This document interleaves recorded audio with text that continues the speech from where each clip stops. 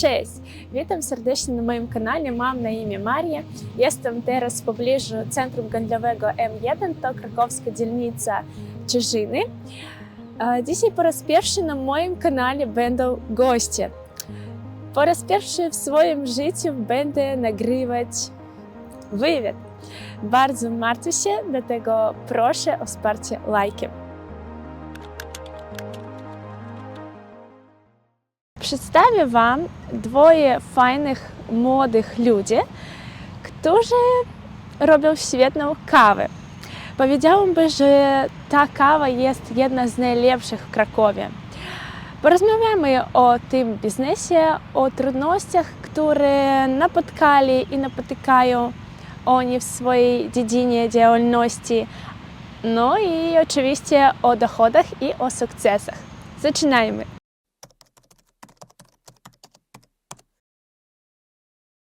Witam, mam na imię Bogdan, mam 24 lata. Przyprowadziłem się do Polski 9 lat temu z miasta Żytomierz, położonego na zachód od Kijowa.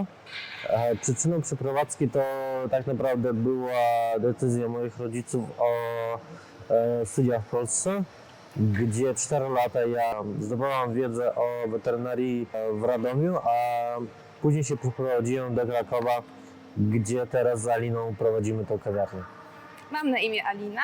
Przeprowadziłam się do Polski 7 lat temu z miejscowości, która znajduje się bardzo blisko Żytomierza i przejechałam tutaj do Krakowa też, żeby studiować. Aktualnie studiuję stomatologię na Uniwersytecie Jagiellońskim i oprócz tego też prowadzimy z Bogdanem własną kawiarnię. Do kawiarni otworzyliśmy 21 września 2020 roku.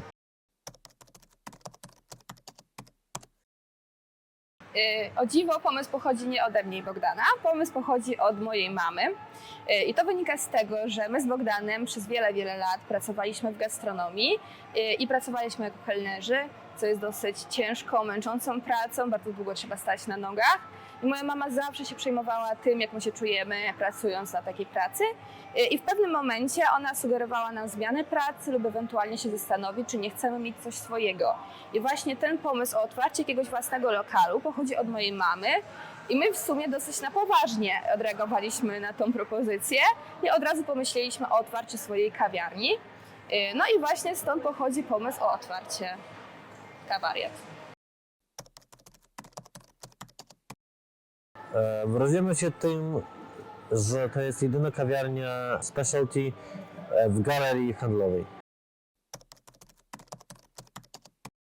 Kawa specialty to jest kawa, która została wcześniej przez Komisję Osób Oceniających punktowana i punktacja jest od 0 do 100 i od 80 punktów liczy się, że kawa już osiągnęła segment specialty.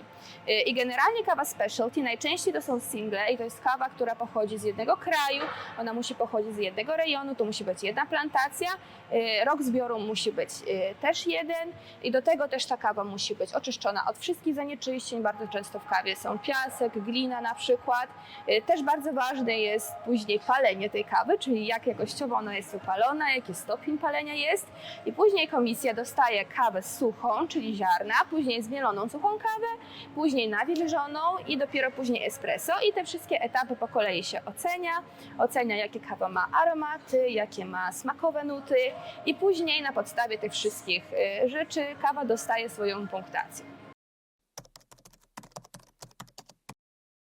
Dostawcę kawy znaleźliśmy w ten sposób, że pewnego dnia w jednej kawiarni spróbowaliśmy espresso, ono nam bardzo zasmakowało, więc stwierdziliśmy, że podejdziemy do obsługi i spytamy się, skąd mają tą kawę, z jakiej palarni. No i zrobiliśmy sobie zdjęcie, to okazała się palarnia Roastings, więc w tym samym dniu znalazłam kontakty do tej palarni, zadzwoniłam wtedy do Przemka, Przemek jest właścicielem tej palarni. No i było tak, że gadaliśmy z nim podobno przez godzinę, nasze poglądy, nasza wizja była bardzo spójna na ten temat, jak my chcemy prowadzić tą kawiarnię, jaką kawę my chcemy mieć, więc bardzo długo gadaliśmy i już nawet po tej rozmowie byliśmy dosyć przekonani do tej palarni. Też byliśmy na kilku degustacjach, natomiast kawa od palarni Roastings jednak okazała się dla nas najlepsza.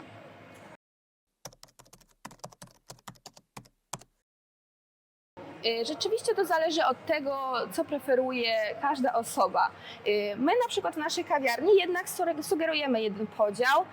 Kawa, która pochodzi z Brazylii, która jest bardzo delikatna, ona ma nuty czekolady mlecznej, orzecha włoskiego, delikatna kwasowość daktyli, ona bardzo dobrze się łączy z mlekiem. I generalnie w połączeniu z mlekiem bardzo dobrze wyczuwalny jest smak orzecha włoskiego, co sprawia to, że ta kawa robi się unikatowa w smaku. Dlatego my osobiście sugerujemy użycie do kaw mlecznych Brazylii. Natomiast kawę czarną lub espresso to zalecamy spróbować kawy, która jest na naszym drugim młynku i to zazwyczaj są takie ciekawsze kraje, mniej spotykane, na przykład Gwatemala, w tej chwili my mamy Honduras, to mogą też być Etiopia, Kenia, bardzo wiele różnych krajów. I wtedy po prostu chodzi o to, że w kawie czarnej lub espresso jest możliwość wyczucia tych wszystkich nut aromatyczno-smakowych, które zostały w tej kawie. Moim zdaniem tutaj chodzi przede wszystkim o to, jaki produkt jest przedstawiony na rynku. Ze względu na to, że w Polsce dopiero przez ostatnie 10 lat wchodzi na rynek kawa jakości specialty, to dopiero Polacy zaczynają odkrywać dla siebie ten świat prawdziwej, dobrej kawy. Przedtem niestety bardzo popularną, no i w sumie teraz też, sieciówkami są takie jak tam Costa Coffee, Lajkonik czy to Cibo, gdzie są przedstawione kawa nie specialty, w związku z czym część Polaków jest przyuczona i nauczona porównywać kawę w nowym miejscu do tej kawy, którą już próbowali wcześniej, czyli jakieś tam Lavazza, czy tam Cibo, i którym ludziom jest ciężko zmienić ich gust. Zdecydowanie to jest latte, jeżeli mówimy o kawach mlecznych, oraz americano. W tym momencie nie budujemy planów o otwarciu kolejnej kawiarni, ponieważ Alina w tym roku kończy studia i zdobędzie zawód stomatologa, gdzie będzie chciała się rozwijać w tym kierunku. Ja z kolei też będę się rozwijał w innej branży, więc na razie zostaje tak jak jest.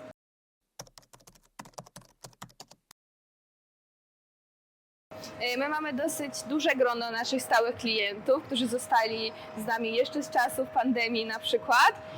I jest tak, że my mamy kartę lojalnościową, czyli taką dosyć standardową promocję dla naszych stałych klientów. Tylko jeden wyjątek jest taki, że na środku tej długiej drogi, która składa się z 10 kaw, my mamy jeszcze minus 50% na 5. kawę. Czyli jak ktoś jest naszym stałym klientem, dostaje minus 50% na każdą 5. kawę i 10. kawa jest gratis.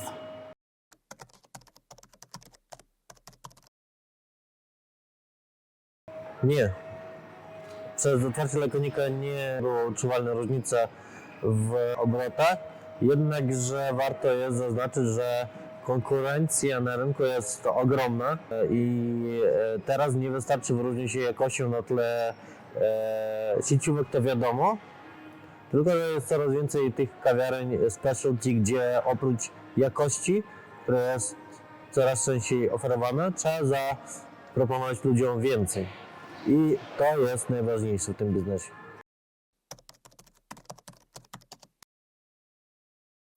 Generalnie jest tak, że każdy ustala jednak z właścicielem galerii, jakie to będą koszty wynajmu. Z tego co my wiemy, no to cena wynajmu naszej powierzchni, ona jest dosyć średnia jak na rynku wynajmu nieruchomości, ale niestety nie możemy zdradzić sekret, ile płacimy dokładnie, ponieważ też to jest opisane w umowie naszego wynajmu. Że Tutaj chodzi o to, że musicie porozmawiać z galerią, ponieważ na przykład ta lokalizacja różni się cena od lokalizacji w tej samej galerii, tylko nieco dalej na przykład, nie? Bo to wszystko jest uzależnione od ruchu, jak jest każda część różny. Więc to zależy o jakim dokładnie miejscu mówimy. Nie ma ceny na przykład średniej od całej galerii. Gdzieś jest więcej, gdzieś się płaci mniej. Nasz ekspres aktualnie na rynku kosztuje około 25 tysięcy, coś w takim stylu. Natomiast jest bardzo wiele różnych możliwości dla tych osób, którzy dopiero zaczynają swoją przygodę.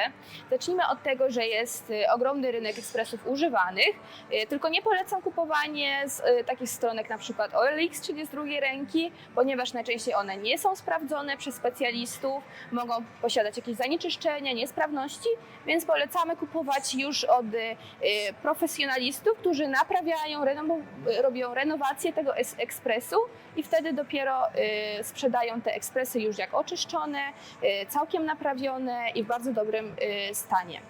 Generalnie jeżeli chodzi o widelec cenowy, który jest, no to jest bardzo, bardzo szeroki. Jeżeli chodzi o używany ekspres, tak jak my posiadamy, no to można go dostać już w cenie 10 tysięcy netto. Natomiast jeżeli mówimy o najlepszych podobno na rynku ekspresach ciśnieniowych, multiboilerowych, czyli takich jak La Marzocco, to tam już koszty są od 50 tysięcy w górę. Więc tutaj wszystko zależy od waszego budżetu.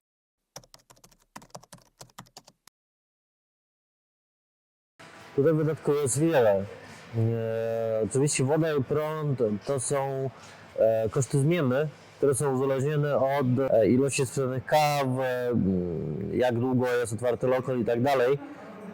Gdzie koszty stałe się wiążą oczywiście z czynszem, to jest ZUS, to są różnego typu podatki, typu VAT, podatek na zysk, na dochód, tak? Więc tych kosztów jest wiele i są różne. Jednakże warto zaznaczyć, na początku te koszty są troszkę niższe, ponieważ jest coś takiego jak ten preferowany ZUS. Na początku możesz nie być VAT-owcem do 200 tysięcy obrotów rocznie, gdzie po przekroczeniu tego progu już automatycznie wchodzisz na VAT. No i możesz też nie zatrudniać pracowników, nie? To wszystko wiąże się z kosztami. Więc u nas na przykład prąd nam wychodzi około 500 zł, jeżeli mówimy od października do marcu, gdzie marzec jest miesiącem, gdzie wchodzi lodówka na lody i ten wydatek wzrasta o 600 zł, około 600-700 zł. Ale też oczywiście koszty wszystkich surowców dochodzą, deserów i produkcji całej kawy. Koszty, no Kubeczki, serwetki, tylko wydaje się, że to jest gratisowe, natomiast w rzeczywistości na takie małe rzeczy, jak na przykład patyczki do kawy, serwetki, schodzi też dosyć dużo. Na takie kubki i tak dalej, rzeczy jednorazowego użytku, to wydajemy około 400 zł miesięcznie. Również dochodzą koszty księgowej, które są podobne do tych 400 zł. To zależy od ilości faktur, więc kosztów jest wiele, to trzeba wszystko uwzględnić w przeliczeniu przy otwarciu kawiarni. To zależy od tego, który miesiąc weźmiemy, ponieważ jest bardzo widoczna sezonowość u nas, gdzie, tak jak wspomniałem wcześniej, wchodzą te lody, jak już się robi cieplej i co bardzo, bardzo pozytywnie wpływa na zysk, gdzie naturalnie ludziom się chce jeszcze do tego pić. Jak się robi ciepło, oferujemy napoje na zimno, czy to lemoniada, czy to kawę na zimno i tak dalej. I to wszystko wiąże się z większymi zyskami. Jeżeli mówimy rocznie, no to ten zysk jest w okolicach 9-10 tysięcy miesięcznie. To zależy od tego, ponieważ można zrobić tak jak my, wszystko robić budżetowo i szukać rozwiązań najlepszych jakości a ceną. Jak na przykład już powyżej wspomniany ekspres, który wzięliśmy używany, różnica między ekspresem używanym po renowacji a nowym była 10 tysięcy na przykład, a to jest bardzo duże przy założeniu biznesu. Z kolei też meble były zamówione, sprowadzane z Ukrainy, ponieważ różnica była 20 tysięcy między meblami, które między ceną za te same meble oferowaną w Polsce, a w Ukrainie. Więc zależy jakie macie oczekiwanie i jaki macie budżet. Da się nawet mając 30 tysięcy otworzyć lokal, i że tak powiem, sky is the limit, można i 500 tysięcy wydać na lokal, zależy od Waszych możliwości oraz oczekiwań. Ta kawiarnia nam wyszła około 55 000 złotych, jednakże trzeba zwrócić uwagę na to, że na przykład instalacja hydrauliczna była robiona przez nas. Wszystkie mebli były przeprowadzone przez nas i minimalnie wydawaliśmy na specjalistów. Mieliśmy wydatek tylko na elektrykę tak naprawdę. Więc też jakby ważnym jest, czy będziecie komuś zlecać te wszystkie prace, czy nie. Około 35 kg miesięcznie.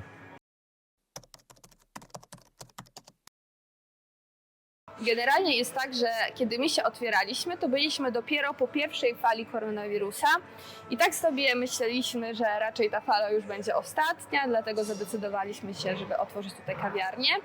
I na początku pierwszego miesiąca naszego otwarcia przepracowaliśmy chyba z 20 dni i zostaliśmy zamknięci na kolejny lockdown. No i wtedy wszedł zakaz sprzedawania czegokolwiek na wyspach na wyspach i my kwalifikujemy się jako wyspa, ponieważ nie jesteśmy osobnym lokalem, więc my zostaliśmy w pierwszej kolejności zamknięci. Przez pierwszy okres też nie było żadnych wypłat od państwa i jedynie na co liczyliśmy już dopiero w późniejszym okresie to było 5 000 miesięcznie zapomogi, co generalnie w żadnym przypadku by nie wystarczyło na pokrycie kosztów prowadzenia tej kawiarni i jedynie dlatego, że galeria również poszła nam na rękę z wstrzymaniem opłaty za wynajem, no to w taki sposób tylko przeżyliśmy ten okres pandemii. Generalnie było ciężko, obroty spadły bardzo. Znaczący okres czasu pracowaliśmy tylko i wyłącznie na wynos. Był zakaz sprzedawania żywności, spożywania żywności na miejscu, co też bardzo ograniczało przez nas sprzedaż naszej produkcji, zwłaszcza cukierniczej. No i właśnie też ludzie w Polsce preferują pić kawę na miejscu, w filiżankach, niż kupować tą kawę na wynos. Więc bardzo znacząco to wpływało na nasze zyski. Było bardzo ciężko prowadzić biznes w tym okresie, natomiast udało nam się jednak przetrwać. Jeżeli chodzi o konkretne rady, które my chcemy dać, patrząc na nasze doświadczenie, przede wszystkim to jest gruntowne stworzenie biznesplanu. Niestety nie poświęciliśmy na to zbyt dużo czasu, natomiast później przy otwarciu tej kawiarni okazało się tyle szczegółów, które nie pracowały w ten sposób, które byśmy chcieli. Dużo więcej wydatków nam się dołożyło, więc najlepiej jest znaleźć kogoś, kto już prowadzi taki biznes, kto już ma to doświadczenie i się dopytać konkretnie o każdy szczegół, o każdy wydatek i dobrze sobie zaplanować. Też warto zwrócić uwagę na miejsce, w którym planujecie otwierać tą kawiarnię, ale nie jedynie pod względem tego, ile osób przechodzi dziennie przez tą lokalizację, natomiast też gdzie jesteście, w jakiej okolicy Krakowa jesteście, czy ludzie, którzy mieszkają tutaj są młodzi, starsi, bo to wszystko wpływa na to, czy ludzie będą zainteresowani koncepcją specialty, czy nie i czy będzie zapotrzebowanie na rynku na taką kawę, bo w swoim czasie zwróciliśmy uwagę tylko na ilość osób, które przechodzą przez nasz lokal dziennie, natomiast nie zwróciliśmy uwagę na powiedzmy jakość tego konsumenta. No właśnie, czy on szuka kawy specialty. O wiele. Znaczy wtedy to było 500 osób w ciągu godziny, teraz to jest więcej moim zdaniem, bo żeśmy mierzyli to po pierwszej fali koronawirusa, tak jak już wspominałem. Jednakże Alina dobrze zwróciła uwagę, że najważniejsze jest pozycjonowanie produktu na rynku. Jeżeli nie traficie do swojego klienta, jeżeli nie wiecie, kto będzie odbiorcą waszego produktu, to nic z tego biznesu nie wyjdzie. Możecie mieć bardzo dobry produkt, ale w złej lokalizacji, nie mając obok klienta, który będzie konsumował wasz produkt, gdzie lokalizacja, jeżeli jesteście nową firmą, gra ostateczną rolę, ponieważ nikt o was nie wie, marketing dopiero będzie wchodził w grę. Oczywiście ważnym jest zacząć marketing jeszcze zanim otworzycie tą kawiarnię. I właśnie ta lokalizacja jest najważniejszym szczegółem, na który warto zwrócić uwagę. I życzymy wszystkim cierpliwości przede wszystkim, ponieważ wszyscy chcą jak najszybciej zbierać kokosy, jak się mówi w Polsce, natomiast wszystkie biznesy potrzebują cierpliwości, takiej trochę wytrzymałości Czasami są lepsze miesiące, gorsze miesiące, trzeba być na to dobrze nastanowionym, nie porzucać swojego pomysłu bardzo szybko, ale też nie stawiać jakieś większe oczekiwania na te zyski, które będziecie mieli na początku miesiąca. Każdy biznes przed otwarciem trzeba też rozplanować, że te zyski będą dopiero stopniowo się zwiększać, stopniowo będziecie mieli swoich już klientów, będą ludzie dopiero odkrywać dla siebie waszą miejscówkę, więc na wszystko jest potrzebny czas i ten czas średnio się oblicza, że w okolicach roku jest potrzebny, żeby każdy, kto chciał, kto był zainteresowany waszym produktem, doszedł do was.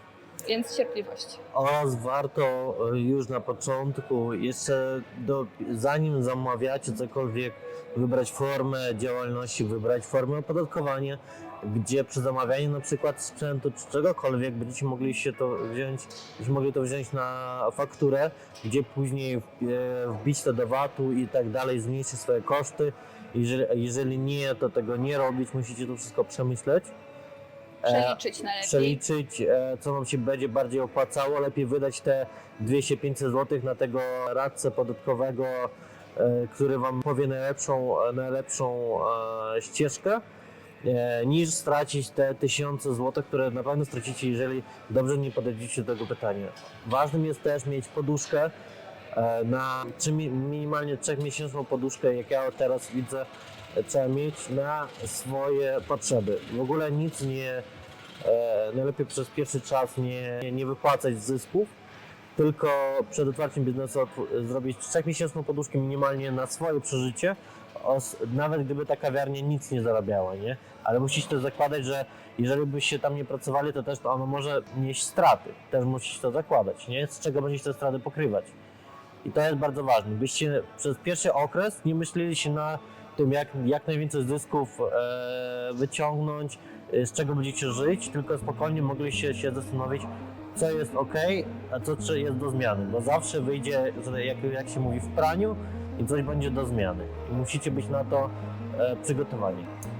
Bardzo dziękuję za uwagę. Dziękujemy również za zaproszenie. Zapraszamy do naszej kawiarni.